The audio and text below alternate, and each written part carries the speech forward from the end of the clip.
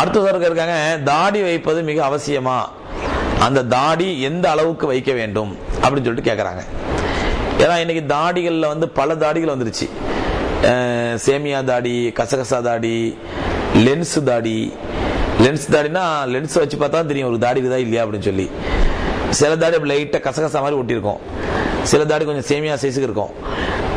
French bird, French தாடி. அது French bird தானே, நாட் இஸ்லாமிக் பேர்டு. அது பிரெஞ்சு தாடின்னு சொல்லாம தவிர இஸ்லாமிய தாடின்னு சொல்ல முடியாது. இப்படி பல வகையான தாடி வந்ததுல இஸ்லாமிய தாடி முறை என்ன அப்படின்னு கேட்கிறாரு. முதல்ல விளங்கிக்கணும், தாடி என்பது எம்பெருமானா ஸல்லல்லாஹு அலைஹி வஸல்லம் அவருடைய வலியுறுத்தப்பட்ட கட்டாயமாக்கப்பட்ட ஒரு சுன்னத். ஒரு மூமினுக்கு அழகு தாடி வைப்பது இஸ்லாத்தினுடைய அவசியமான விஷயம் கூட. இது மூமினுக்கு மட்டுமல்ல, ஆண் இனத்திற்கென்று அல்லாஹ் ரப்பல் ஆலமீன் கொடுத்த ஒரு அழகான அடையாளம், ஆண்மையின் அடையாளம் தாடி என்பது. இப்படி ஒவ்வொரு மிருகத்துக்குமே அல்லாஹ் ஒரு அதனுடைய ஆண் பருவத்திற்கு, அதனுடைய மேல் செக்ஸுக்கு அல்லாஹ் ரப்பல் ஆலமீன் ஒரு அடையாளத்தை கொடுத்திருக்கானோ, அதே மாதிரி மனித குலத்திலே ஆண் மக்களுக்கு, ஆண்மை உள்ளவர்களுக்கு ஒரு அடையாளமாக தாடி மீசையை அல்லாஹ் கொடுத்திருக்கான். ரசூலுல்லாஹ் சொன்னா அந்த மீசையை கத்தரியுங்கள், தாடியை அழகாக வளர்த்திடுங்கள் அப்படின்னாங்க. சோ தாடி வளர்ப்பது பெருமானா ஸல்லல்லாஹு அலைஹி வஸல்லம் இஸ்லாத்துடைய அடிப்படையான அங்க அடையாளங்களில் ஒன்று, அடிப்படையான சுன்னத்துகளில் ஒன்று. தாடி எவ்வளவு வைக்கணும், பார்த்தா தாடின்னு தெரியற அளவுக்கு வச்சா போதுமா, இல்ல லென்ஸ் வச்சு பார்த்தா தெரியற அளவு வைக்கணுமா, அல்ல சேமியா தாடியா, அல்ல கசகசா தாடியா, அல்லது ஒரு புடி அளவுக்குள்ள தாடியா, இல்ல இதை விட பெரிய தாடியா, எந்த அளவுக்கு தாடி வைக்கணும்? சோ நல்ல ஒரு விஷயத்தை புரிஞ்சுங்க. பெருமானா ஸல்லல்லாஹு அலைஹி வஸல்லம் ஹதீஸ்ல தாடியை அழகுபடுத்துங்கள் தான் வருது தவிர தாடியை கத்தரியுங்கள் எங்கேயுமே கிடையாது. தாடி அழகுபடுத்தலாம், நல்லா அழகா கொஞ்சம் ஒதுக்கி ஒதுக்கி எண்ணெய் போட்டு சீப்பு வச்சு வாரி அழகுபடுத்தலாம். தாடியை ஒரேடியா கத்தரியுங்கள், கட் பண்ணுங்க அப்படி எங்கேயுமே ஷரியத்துல இல்லை, எங்கேயுமே ஹதீஸ்ல இல்லை. அதனால தாடியை கத்தரிப்பது பித்அத்.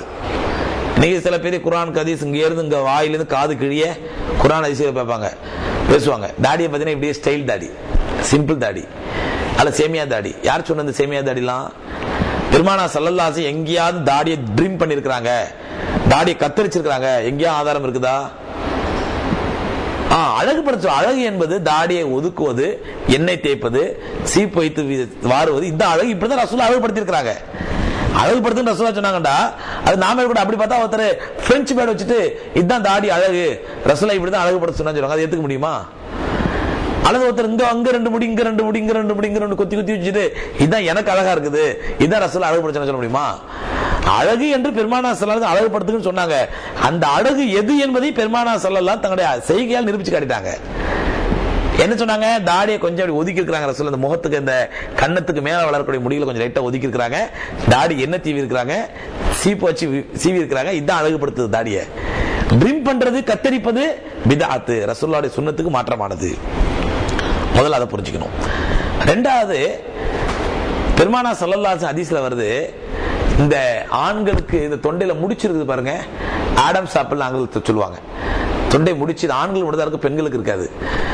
அந்த பெருமானா ஸல்லல்லாஹு அலைஹி வஸல்லம் அவருடைய அங்க அவயங்களை பற்றி அறிவிக்கக்கூடிய சஹாபாக்கள் ஷமாயில் திருமதி ஹதீஸ்ல வருது, பெருமானா ஸல்லல்லாஹு அலைஹி வஸல்லம் எங்கள்கிட்ட பேசிட்டு இருந்தாங்கடா, இந்த ஆடம்ஸ் ஆப்பிள் அவங்களுக்கு தெரியாது. பேசிட்டு இருக்கும்போது இந்த ஆண் தொண்டை முடிச்சிருக்கு பாருங்க, இது தெரியாது அப்படிங்கிறாங்க. அப்ப அந்த அளவுக்கு தாடி பெருசா இருக்கு, மறைக்கும். நீங்க சின்ன ட்ரிம் தாடி வச்சுங்க, இந்த ஆடம் சாப்பிடலாம் கிளீனா தெரியும். கசகசா தாடி, சேமியா தாடி எல்லாம் வச்சுக்கிட்டா இந்த தொண்டை முடிச்சு கிளீனா தெரியும். பெரிய தாடி இருந்தாலும் தொண்டை முடிச்சு தெரியாது. அப்ப நபி ஸல்லல்லாஹு அலைஹி வஸல்லம் தொண்டை முடிச்சு எப்ப தெரியாதுன்னா, தாடி பெருசா இருக்கும் போலதான் பெருமானா ஸல்லல்லாஹு அலைஹி வஸல்லம் தொண்டை முடிச்சு தெரியாத அளவுக்கு ரசூலுல்லாஹ் தாடி வச்சிருந்தாங்க அப்படின்னு ஹதீஸ்ல வருது. இன்னொன்னு, ஹஜ்ரத் உமர் ரலியல்லாஹு தஆலா அன்ஹு அவர்களுடைய ஆதாரம் இருக்குது. பைஹகி ஹதீஸ்ல பதிவு செய்யப்பட்டது. உமர் ரலியல்லாஹு தஆலா அன்ஹு ஹஜ்ஜுக்கு போயிருக்கும் பொழுது இஹ்ராம் முடிஞ்ச உடனே ஹஜ்ஜெல்லாம் முடிச்சிட்டு மொட்டை அடிச்சிட்டு அவருடைய தாடியை ஒதுக்குவதற்காக ஒரு கைப்பிடியை இப்படி பிடிச்சிட்டு என்ன பண்ணாங்க, இதுக்கு கீழே வெட்டுப்பா அப்படின்னாங்க. குறைஞ்சது ஒரு புடி பிடிச்சிட்டு இதுக்கு கீழே வெட்டு அப்படின்னு பிடிச்சு காட்டினாங்க. இது பைஹகில பதிவு செய்யப்பட்ட ஹதீஸ்.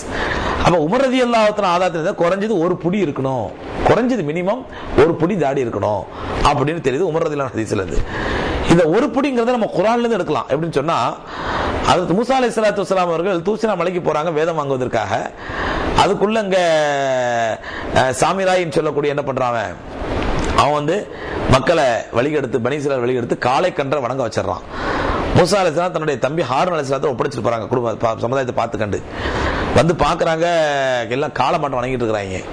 மூஸா அலைஹிஸ்ஸலாம் கோபத்தில் என்ன பண்றாங்க, நேரா போய் தன்னுடைய தம்பியுடைய தாடியை பிடிச்சி உழுக்குறாங்க. பாவி ஒன்றை தானே ஒப்படைச்சிட்டு போனேன், பத்திரம் பார்த்துக்கண்டு இப்படி அநியாயம் பண்ணிட்டியே அப்படிங்கிறாங்க. அப்புறம் அதுக்கப்போ ஹாரூன் அலைஹிஸ்ஸலாம் சொல்றாங்க, அல்லாஹ் குர்ஆன்ல சொல்றான், யப்ன உம்மி லா தாஹுது பிலஹியதி வலா பிரஸி, என்னுடைய சின்னத்தா மகனே, என்னுடைய தாடியையோ என்னுடைய தலையோ பிடிக்காதீர்கள், நான் தப்பு செய்யல, இந்த சாமிரிங்கிறவன் தான் மக்களை வழி எடுத்துட்டான் அப்படின்னு தன்னுடைய தரப்பு விளக்கத்தை சொல்றாங்க. அப்ப அல்லாஹ் குர்ஆன்ல அந்த வசனத்தை சொல்றான், எப்படி சொல்றான், யப்ன உம்மி லா தாஹுது பிலஹியதி வலா பிரஸி, லஹியத்னா தாடி, என்னுடைய சகோதரரே என் தாடியையோ தலையோ பிடிக்காது, விடுங்க, கொஞ்சம் தாடி விடுங்க, வலிக்குது விடுங்க, நான் சொல்றேன் என்ன சொல்லி அப்படின்னு விட சொல்றாங்க. நான் என்ன கேட்கிறேன், மூசா அலைஹிஸ்ஸலாம் ஹாரூன் அலைஹிஸ்ஸலாம் தாடியை பிடிக்கிறாங்க, பிடிக்கும் போது எப்படி பிடிச்சிருப்பாங்க? கோவத்துல வந்து ஒருத்தர் தாடியை பிடிக்கிறனா இப்படி பிடிப்போமா, இப்படி பிடிப்போமா? அப்ப இப்படி பிடிக்கிறனா இப்படி பிடிக்கிற அளவுக்கு தாடி இருந்திருக்கணும், அப்படி இருந்தா பிடிக்க முடியும். சேமியா தாடியாவோ கசகச தாடியாவோ இருந்திருந்தா அது இப்படிதான் பிடிச்சிருப்பாங்க மூசா அலைஹிஸ்ஸலாம், இந்த 2 விரல வச்சு. அப்ப அதனால இந்த ஆதாரப்படி பார்க்கும்பொழுது மூசா அலைஹிஸ்ஸலாம் ஹாரூன் அலைஹிஸ்ஸலாம் தாடியை பிடித்தார்கள் அப்படின்ற பொழுது தாடி வந்து பிடிக்கிற அளவுக்கு இருந்திருக்குது அவங்கள்ட்ட. அதான் உமர் ரலியல்லாஹு அன்ஹு ஹதீஸ் நமக்கு வழங்குது, குறைஞ்சது ஒரு கைப்பிடி இருக்கணும்னு சொல்லி. சோ அதனால இந்த குர்ஆன் ஹதீஸ் பேசுறவங்க, தௌஹீத் பேசுறவங்க, தூய்மைவாதம் பேசுறவங்க, நாங்க தான் பரிசுத்தமான முஸ்லீம் பேசுறவங்க எல்லாமே பெருமானாருடைய ஹதீஸுக்கு மாற்றம் பண்றாங்க. தாடியை சின்னதா வைத்திருப்பார்கள், தாடி பெருசா வைக்க தான் ரசூலுல்லாஹி சுன்னத்து, குறைஞ்சது ஒரு கைப்பிடி அளவுக்கு இருக்கணும்.